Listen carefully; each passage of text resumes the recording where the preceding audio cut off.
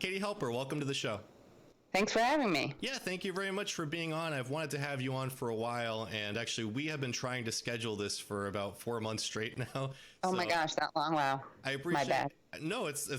I think both of us just being so busy. So I really do appreciate you being flexible and being able to do this. And I have a lot of different questions for you. And the first one is just based on the fact that you have been a political journalist for a while and a political comedian. I wanted to ask you about Joe Biden and why the media seems so enthusiastic about his campaign.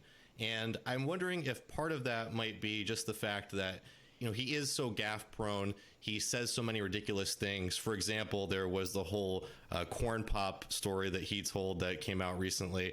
And you fell off sideways, you landed on the darn cement over there. And Corn Pop was a bad dude. And he ran a bunch of bad boys. And I did. And back in those days, to show how things have changed, one of the things you had to use, if you used pomade in your hair, you had to wear a bathing cap. And so he was up on the board, wouldn't listen to me. I said, "Hey, Esther, you, off the board, or I'll come up and drag you off." Well, he came off, and he said, "I'll meet you outside." My car, these were all public housing behind it. My car, there was a gate out here. I parked my car outside the gate. And he said, "I'll be waiting for you." He was waiting for 3 guys in straight razors. Not a joke. There was a guy named Bill Wright, Mouse, the only white guy, and he did all the pools. He was the mechanic. And I said, "What am I going to do?" He said, "Come down here in the basement where mechanics, where all the pool filter is. The chain, there used to be a chain that went across the deep end. And he cut off a 6-foot length of chain. He folded up, he said, "You walk out with that chain. And you walk to the car and say, 'You may cut me, man, but I'm going to wrap this chain around your head.'" I said, "You kidding me?" He said, "No, if you don't come back." And he was right. So I walked out with the chain. And I walked up to my car. And in those days, you used to remember the straight razor. You'd bang them on the curb, get them rusty, put them in a rain barrel, get them rusty. And I looked at him, but I was smart then. I said, first of all, I said, "When I tell you to get off the board, you get off the board, and I'll kick you out again, but I shouldn't have called you Esther Williams. I apologize for that."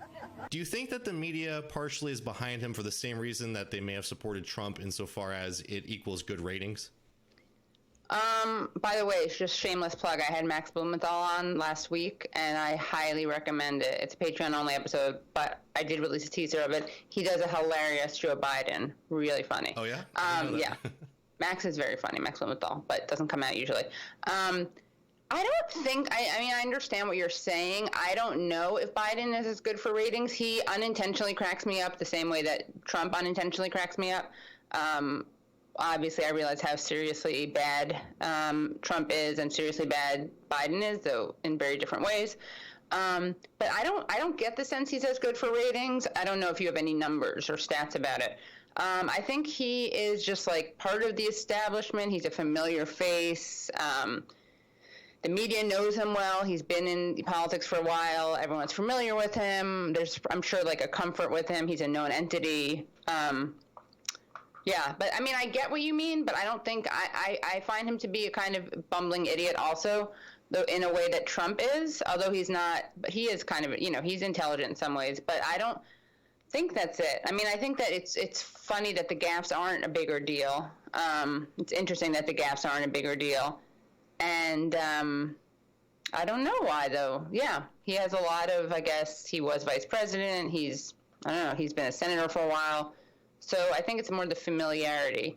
And he's ingratiating. He's not like Sanders, who criticizes the media or, the political elite. That makes sense.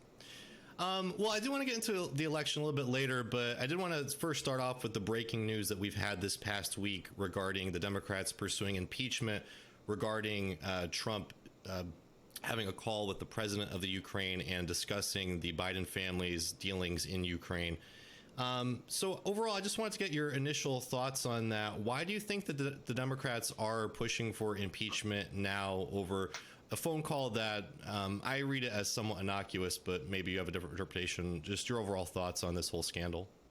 I mean, I honestly, is it just because it's more black and white legally speaking? I don't know. And I'm not like an expert on this field at all. But that seems to be what it is, or maybe it's because popularity for impeachment has gone up. I don't know. I feel like kind of underqualified because there's so many people who know and talk a lot about it, and I don't. Sorry, this chair is so loud. Yeah, I guess, I mean, it's certainly not the worst thing he's done morally. Right. But I guess it may be a clear-cut thing. I don't know. Like, that's not my lane, really. From my perspective, it just seems like after 2.5 years of the RussiaGate saga, and that really just blowing up in the centrist Democrats' faces over and over and over again, and with the culmination of the Mueller hearings that were really embarrassing. So, I mean, do you think that there's something to be said that this might be a good way to shift focus away from that, while also being somewhat related, Ukraine, Russia, while having being able to finally pursue impeachment after 2.5 years of RussiaGate? Maybe. I mean, it also shows kind of the weakness of the RussiaGate case, right? If they're going back to it with something else. Right. If they're moving forward with impeachment, is what I mean, but not with the RussiaGate narrative. It's kind of like, well, you probably should have chosen more wisely the first time. And again, people have pointed this out. There's all these things with the emoluments clause. I don't know why they didn't go after that. Well, I did want to also ask about it in the context of Bernie Sanders, because I know that you're a big Bernie Sanders supporter. Yeah. And, I campaigned for him and donated to him in 2016.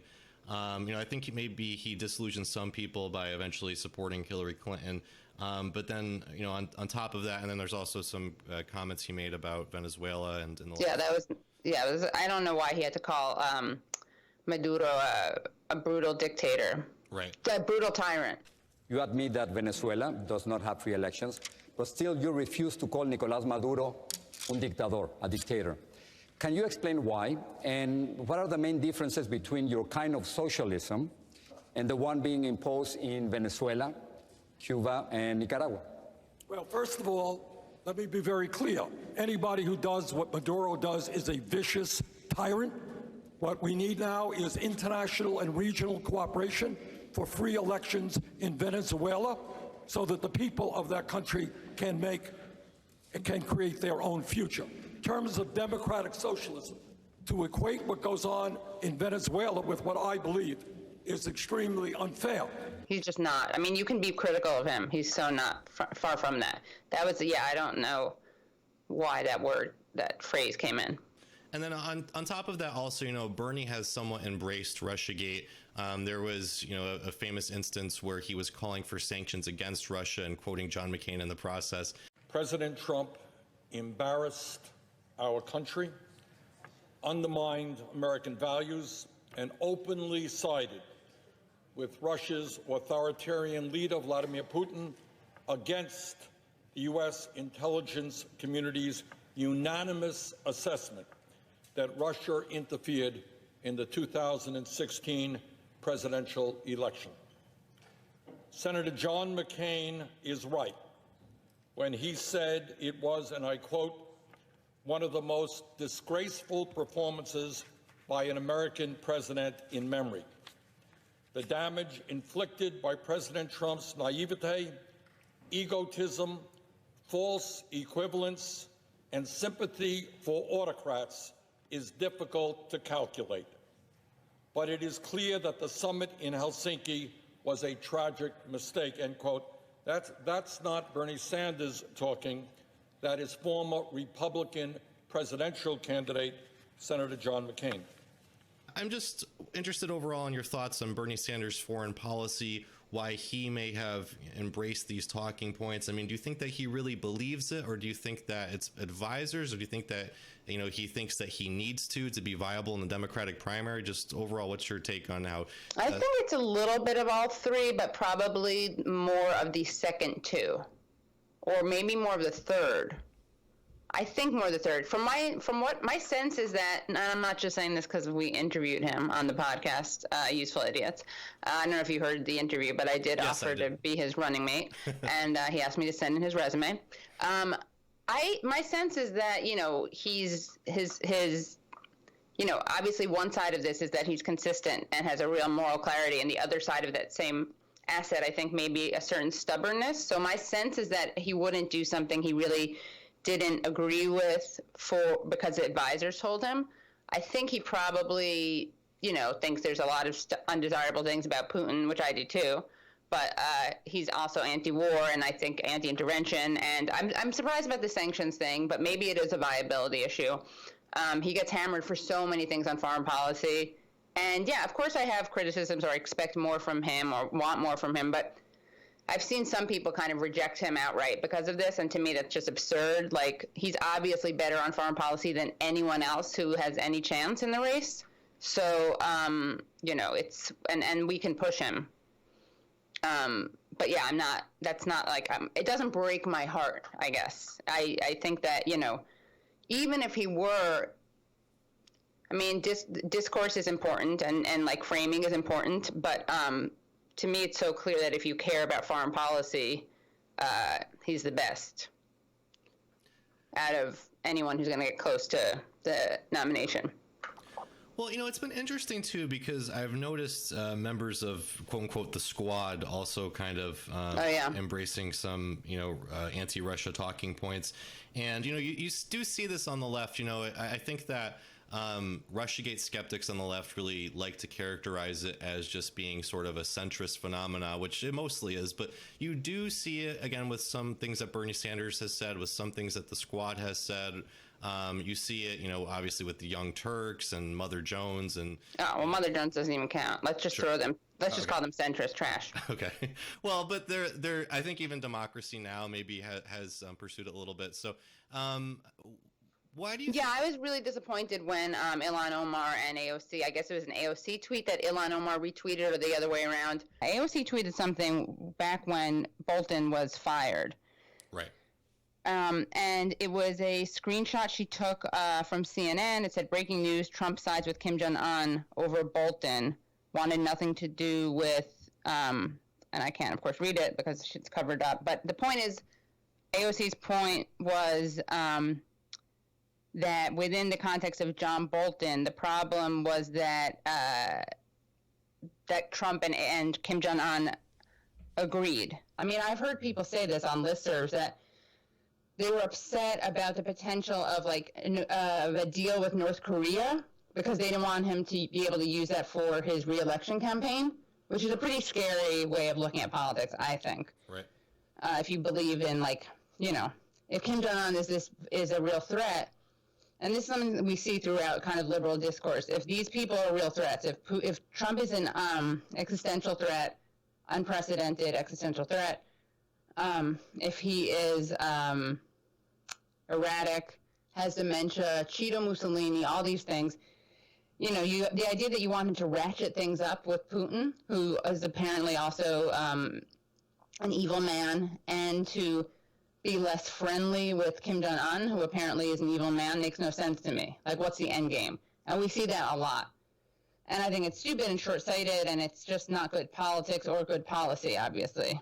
But, so yeah, when she tweeted that, actually, Chase Madar responded, "That's a bad tweet. A peace deal with North Korea is a good thing," and enjoys overwhelming support in South Korea, which has much more skin in the game than we do here. Don't use that for lame partisan points. Your comms team could use a seminar on foreign policy. I recommend Quincy Institute. They don't know what Quincy Institute is, but now I am following them. Thank you, Chase Madar.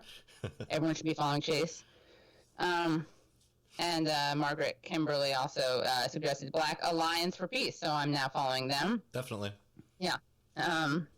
Anyway, so yeah, the point is that that's something that Dems need to be better on. Again, who did a really good video on this was Hassan Piker from the Young Turks. Okay. And it was all about how it basically is a mashup of the Fox News freaking out over Obama saying he would have discussions with North Korea. Right. And then libs freaking out over Trump saying that. Yep.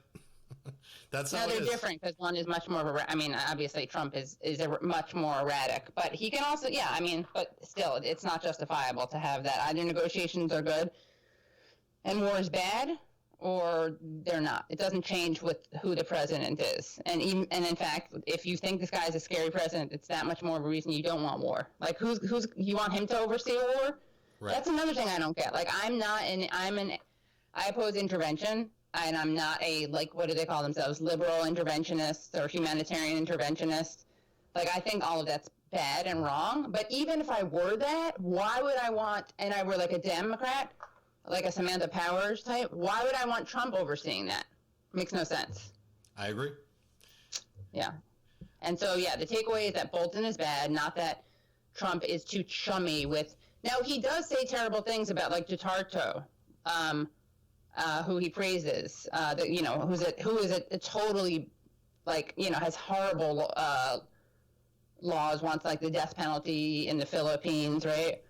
I don't like that he gives him props, but I would still want him to not be going to war with him. You know what I mean? Like, if there were negotiations, I'd be happy.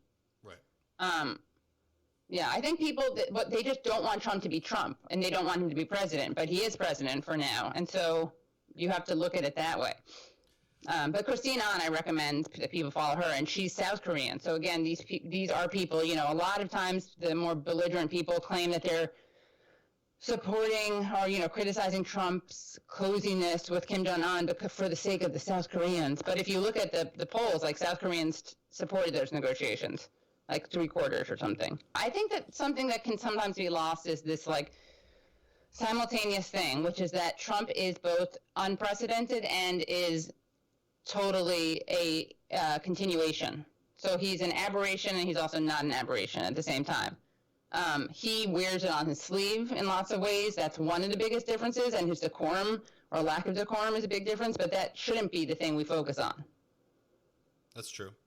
And I actually think that the only thing he's vulnerable to, because the guy has a kind of get-out-of-jail-free card that I think people still don't understand, and in fact, they'll be like, I've made the point that if he were to run against Kamala, who I don't think would get the nomination, but one of the reasons I think she'd be a bad candidate is that he would, like, go after her from the left on criminal justice, right? He'd say, because he did this with Hillary. He said, you said something very rude with the super predators. Now, obviously, yeah, Hillary said super predators, and in the 90s, around that same time, Donald Trump took out a full-page ad calling for the death penalty over the Central Park Five, Black and Latino men accused of rape. This guy is a racist, but sometimes if I bring that up, that he did that, or he'll do something like that with Kamala Harris, they'll be like, yeah, but he's racist and bad on criminal justice stuff. It's like, yeah, that doesn't matter. He doesn't play by the rules. None of his supporters care about that. But Kamala Harris and Clinton run that way. They run as progressives, right? That's one part of their argument. Right. So with Trump, it's always that he gets to, and this is why I think Sanders is really the only one who could defeat him. I used to think maybe Biden could, but he definitely can't just because of the dementia or whatever it is. Trump will absolutely destroy him. But, he goes after people's inconsistencies. He gets under their skin. And Sanders has, the least number of inconsistencies out of everyone. So I did also want to talk to you about another thing that's been sort of in the headlines, or at least in the Twitterverse the last week or so.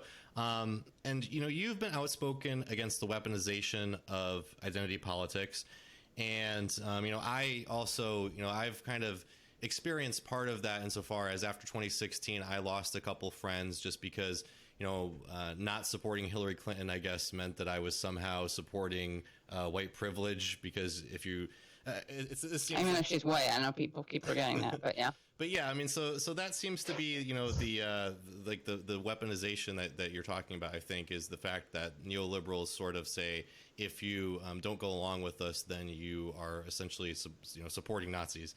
And this was in the news the last week or so, when Emily Tish Sussman was on MSNBC, and she's the daughter of a hedge fund manager, Donald Sussman, who was Hillary Clinton's biggest donor. So anyway, she was suggesting that people who still support Bernie Sanders and not Elizabeth Warren are showing their sexism. Is Bernie Sanders, has he peaked? It does feel that way. It feels like Warren is pulling together a coalition of people, particularly women, and also people of color who liked Hillary Clinton. I think in all of our talking, like our talking head, we act like there's nobody who actually liked her. There are, in fact, people that liked her. And so she is in many ways pulling a lot of that support, but also pulling a lot from Sanders. And Sanders is still in the race. What we're seeing of his supporters is there's a ceiling. There is nowhere to go, but there is no up to go. And all of those support, I actually overheard someone saying that I thought was an interesting point, that basically at this point, if you are still supporting Sanders as opposed to Warren, it's kind of showing your sexism because she has more detailed plans and her plans have evolved. I thought it was an interesting point, and I think there may be something to it. Yeah, I agree with all that. It's a good answer, Chris. And this actually sparked a backlash with the Women for Bernie campaign going on. Anyway, I just wanted to ask you, is this really the last trick that the neoliberal establishment has up their sleeve, sort of weaponizing identity politics and saying, if you're not behind us, then you're supporting racism, sexism, homophobia, etc.? Yeah, I mean, I think the sexism part is, if only Warren's Native American narrative were less fraught, they'd probably say that it was racist. But I think they're clinging to the, the sexism thing because one's a woman and one isn't. And I will say that I think that we Sanders supporters have to do a better job of explaining the difference between them. And I think we have to do it in a way that's not just saying she's a neoliberal corporate shell. I think it's ineffective, and I also just don't think it's a totally accurate assessment. I think it's counterproductive. Anyway, the point is, though, that's the thing is, like, she pulled a Mimi Rocha, but Mimi Rocha had the balls to say, like, that's what she thought. She was like, he makes my skin crawl, and I can't exactly identify why, which is always a great move. Like, she's a lawyer. She knows what she's doing. It's like that's a character assassination without any justification. She said, I feel like he's not pro-woman. Now, Emily Tish Sussman, she like insulted all of our intelligence when she said, I overheard someone say that when you support Sanders over Warren, you're showing sexism. And I thought that was an interesting thing to say.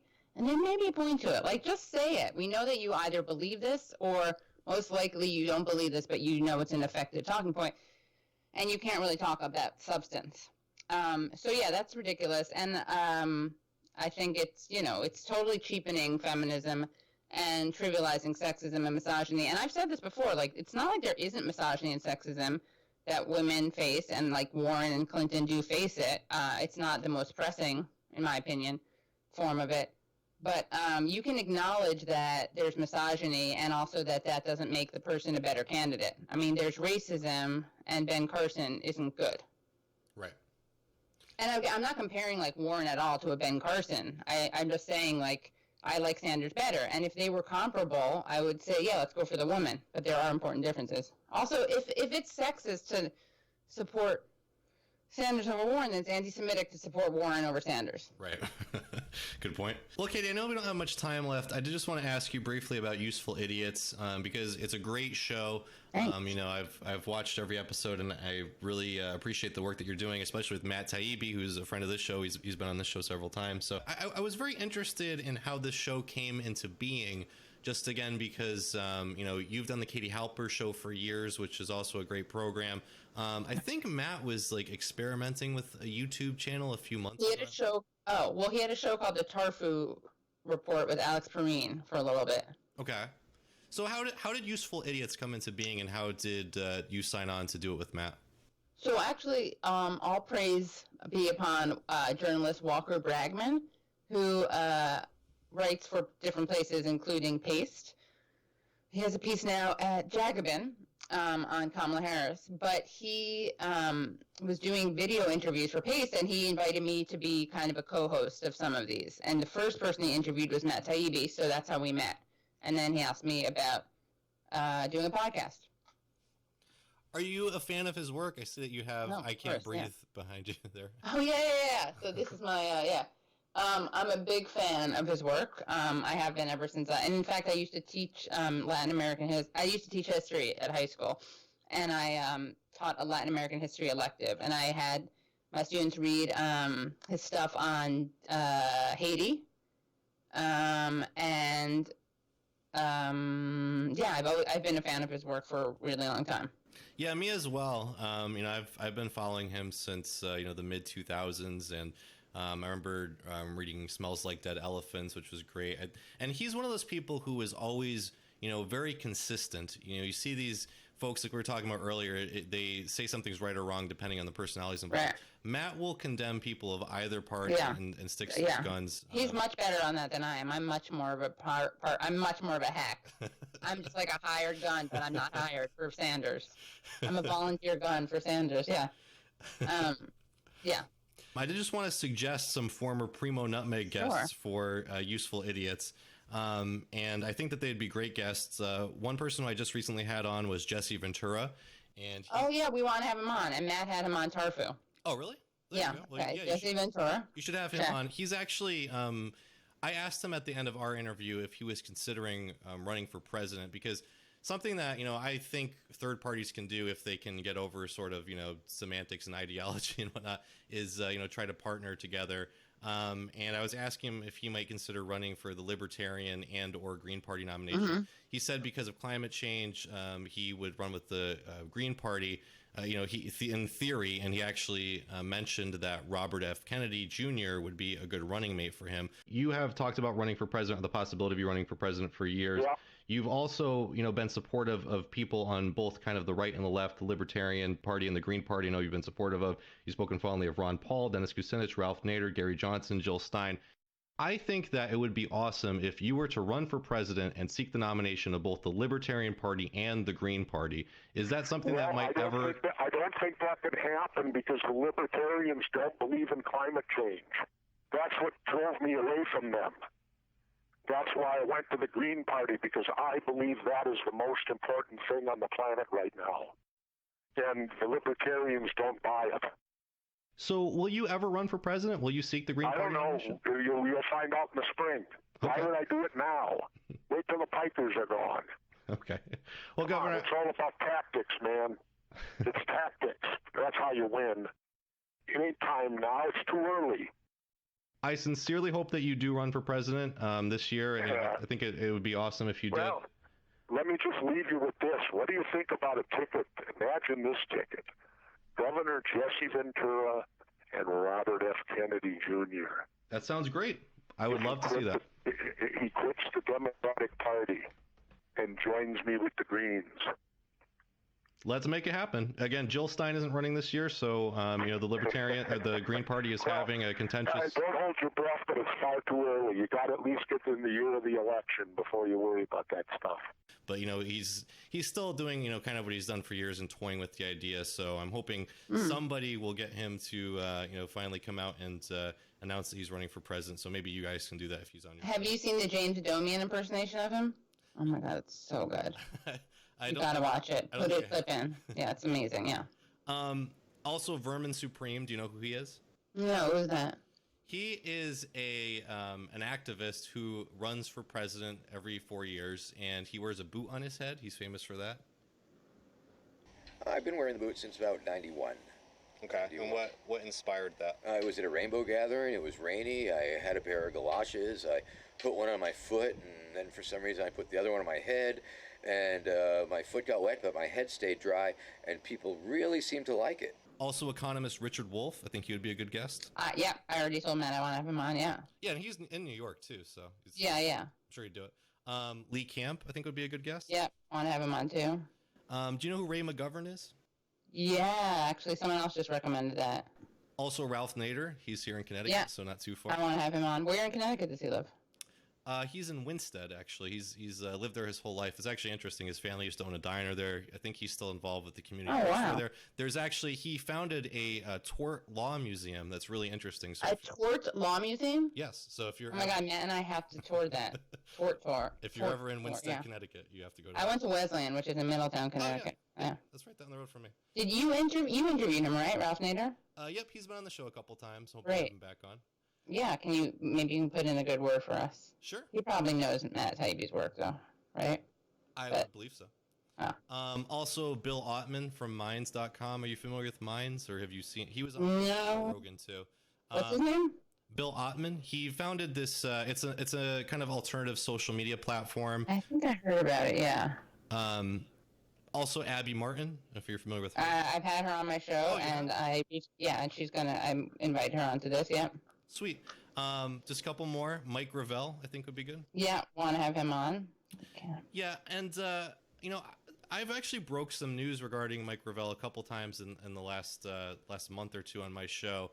One was regarding, I don't know, did you follow that whole kind of controversy over his endorsement of Bernie Sanders and Tulsi Gabbard?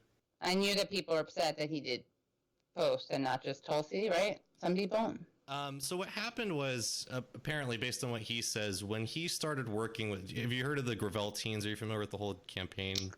No, but I knew, well, no, what is it? I mean, I knew that he had a lot of young supporters. The reason that he ran, essentially, is that these two younger folks, I don't know if they're actually teenagers, they're probably about 20 or so, but they encouraged him to run, and I guess when they did this initially, they had him agree that at the end of it he would be endorsing Bernie Sanders when he dropped out. At the beginning, when we first decided to let the kids run my campaign, we had agreed that at the end of the campaign we'd be supporting Bernie.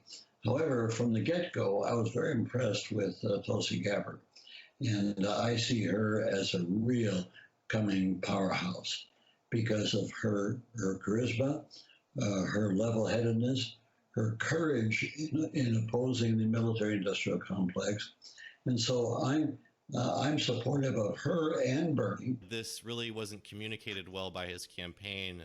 His Twitter account only put out the video of him endorsing Bernie Sanders. And I had him on my show to make very, very clear that he was endorsing both equally. There was also a follow-up. Oh, wait, the people were, so they would, but who was mad? Because the people who made him run, or encouraged him to run, wanted him to endorse Sanders, right?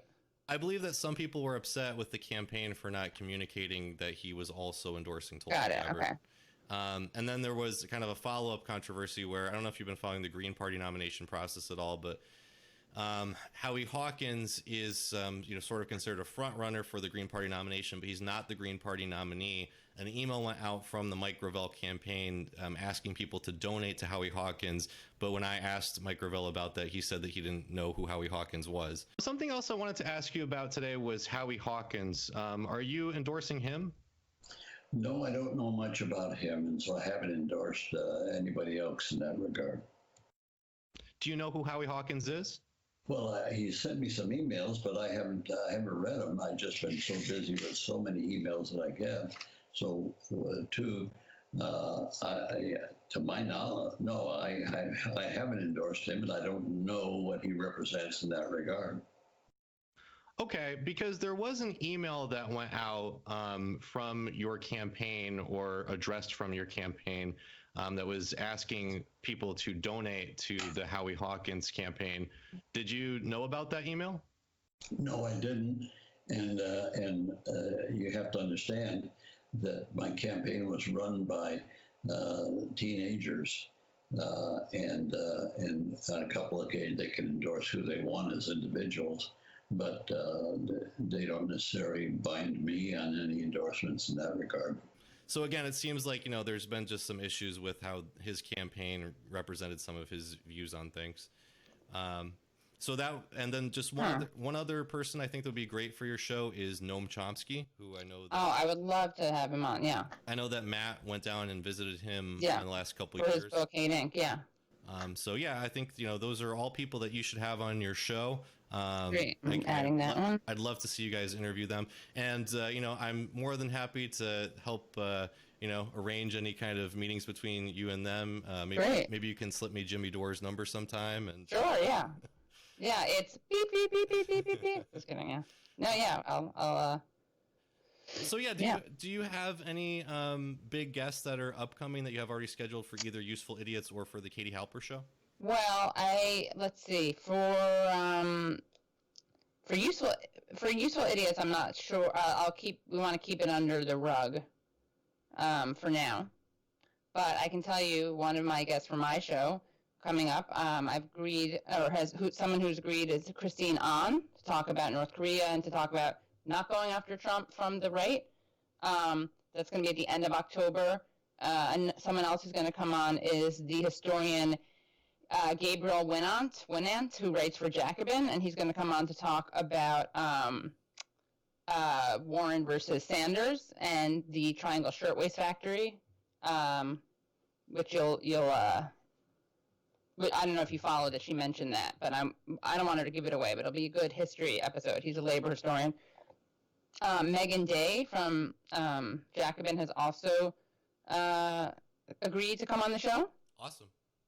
Who else? Oh, so many people. Who else?